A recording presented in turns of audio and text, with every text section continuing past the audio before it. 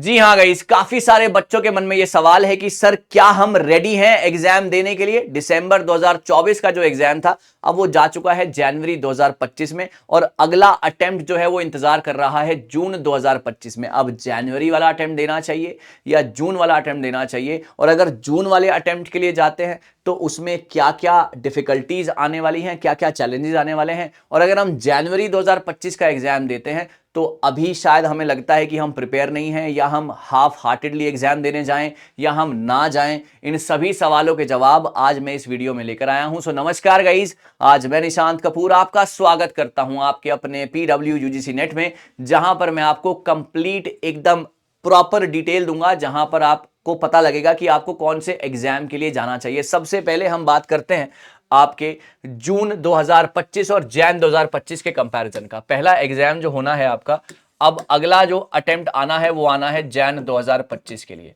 जैन 2025 का सीधा सीधा मतलब है कि आपके पास अब बाकी हैं मात्र 15 से 20 दिन या उससे भी कम समय, क्योंकि 3 जनवरी से तो आपका एग्जाम स्टार्ट ही है ना, तो तकरीबन आप लगा लीजिए 20 दिन है। तो अब यहां पर एग्जाम देने का क्या मतलब है? यहां पर एग्जाम देने का यह मतलब है कि आपको एक तरीके से ना आपको ट्राई मिलेगा, आपको एक अटेम्प्ट मिलेगा एग्जाम देने का। आपको पता अगर आप फर्स्ट टाइमर हैं तो आपको पता लगेगा कि कैसे एग्जाम बनाए जाते हैं। यहां पर सब लोग जानते हैं कि 3 घंटे का एग्जाम है, पेपर 1 पेपर 2 है। तो अगर आप हाफ प्रिपेयर्ड भी हैं, है ना, काफी बच्चे मुझे लिखते हैं कि सर हम हाफ प्रिपेयर्ड हैं तो हमें एग्जाम देना भी चाहिए या नहीं।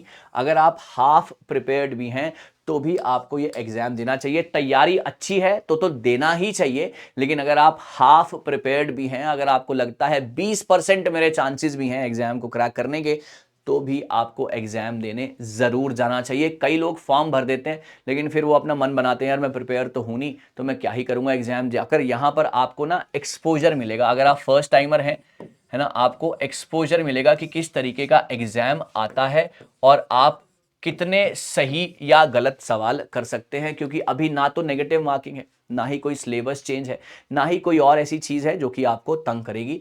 तो अभी जैन 2025 के लिए if you are only 10% prepared, please go and give the exam. क्योंकि यहां पर एग्जाम देने से आपके लिए बहुत सारा आपका एक मेंटालिटी, आपको आपके अंदर मोटिवेशन, अगर हाफ मोटिवेशन भी है तो अगर आपका माइंडसेट भी प्रॉपर क्लियर नहीं है, लेकिन स्टिल एग्जाम देने जाना। कई बार ऐसा होता है जब हम एग्जाम सेंटर पे बैठते हैं तो कुछ पुरानी चीजें होती हैं जो कि हमें जहन में होती हैं, रिलेटेड टू स्टडीज हमारे जहन में होती हैं, और जब वो हम क्वेश्चंस देखते हैं तो हम बहुत अच्छे से कनेक्ट कर सकते हैं। अगर आप हाफ हार्टेडली भी जाएं, हो सकता है कुछ अच्छा, हो सकता है कुछ नई चीज सीख कर आए। सो जैन 2025। अब जो अगली चीज आती है, जो अगला सवाल आता है वो आता है गाइस आपके जून 2025 का। अब यहां पर ना कहानी थोड़ी सी टेढ़ी हो जाती है।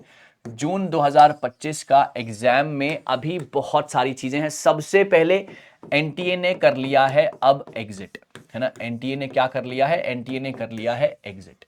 एनटीए ने एग्जिट कर लिया है। अभी हाल ही में मैंने एक वीडियो बनाई थी जहां पर यह बात कही गई थी कि अब हमारे जो एजुकेशन मिनिस्टर हैं धर्मेंद्र प्रधान जी, उन्होंने कहा है कि एनटीए अब किसी भी तरीके के रिक्रूटमेंट एग्जाम का हिस्सा नहीं बनेगा, जिसमें उन्होंने यूजीसी का नाम भी लिया था। कई लोग इस पर डिबेट करते हैं कि सर यूजीसी तो रिक्रूटमेंट एग्जाम ही नहीं है। भैया है कि नहीं है, वो मानते हैं कि है, तो इसलिए उन्होंने यूजीसी का नाम उसमें डाला और उसको वहां से हटा दिया। प्रॉपर ऑन रिकॉर्ड ये बात है।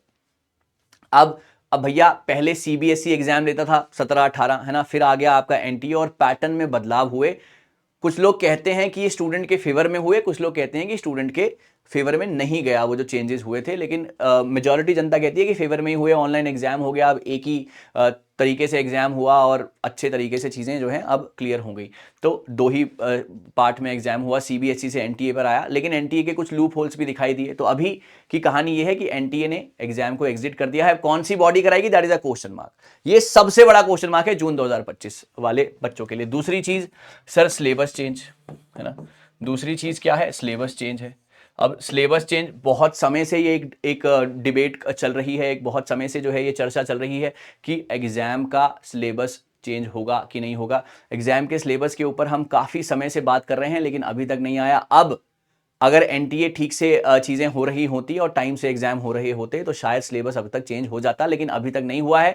अब सिलेबस जो है आपका चेंज होगा कि नहीं होगा, इसके ऊपर एक बहुत बड़ा डिबेट है। और अगर सिलेबस चेंज हो गया तो फिर से बहुत सारी चीजें पढ़नी पड़ सकती हैं, बहुत कुछ करना पड़ सकता है। That is again a debatable thing. तो जून 2025 का अटेम्प्ट वो तब की तब देखेंगे, लेकिन अगर आप अभी जो जनवरी में होने वाला है इसके लिए आप पूरा का पूरा अपना ध्यान बनाएंगे। अगली जो चीज़ है वो है सर नेगेटिव मार्किंग, है ना।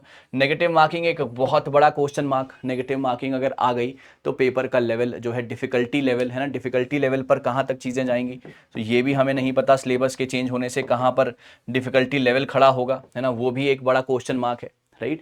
आपका सिलेबस चेंज और पेपर ऑफलाइन या ऑनलाइन, ऑनलाइन पे बहुत हद तक चीज़ें ये क्लियर हैं, है ना, बहुत हद तक चीज़ें ये क्लियर हैं कि ऑनलाइन के ऊपर ही चीज़ें जानी चाहिए, क्योंकि धर्मेंद्र प्रधान जी भी जो अभी उनका इंटरव्यू हुआ था वहाँ पर उन्होंने कहा कि that we are moving towards that, है ना, एक टेक्नोलॉजी ड्रिवन जो है एग्जाम लेने हैं तो ऑनलाइन के ऊपर ज़्यादा फोकस होना चाहिए।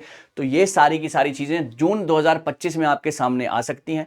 तो अभी जिसके ऊपर क्लैरिटी भी नहीं है, तो इसलिए मेरा कहना है जिन जिन ने भी फॉर्म भरा है भैया, जनवरी 2025 is a golden chance, right, it's a golden chance. अगर आप हाफ प्रिपेयर भी हैं तो भी आप एग्जाम देने जाइए, और हो सकता है कि उस दिन आपका माइंडसेट इतना पॉजिटिव हो सकता है कि उस दिन कुदरत आपके साथ हो सकता है उस दिन आपका एग्जाम क्रैक हो जाए, और हो सकता है कि आप हिंदुस्तान के असिस्टेंट प्रोफेसर बन जाएं। तो इन सभी चीज़ों का ध्यान रखकर अवॉइड बिल्कुल मत कीजिएगा जनवरी वाला एग्जाम। ये वीडियो बनाई गई है क्योंकि बहुत सारे बच्चे क्वेश्चन मार्क लेकर अपने साथ चल रहे हैं कि देना है कि नहीं देना है।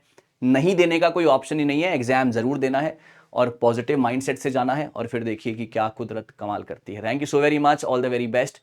We'll be meeting again with some more important, with some more fantabulous sessions ahead. Thank you so very much.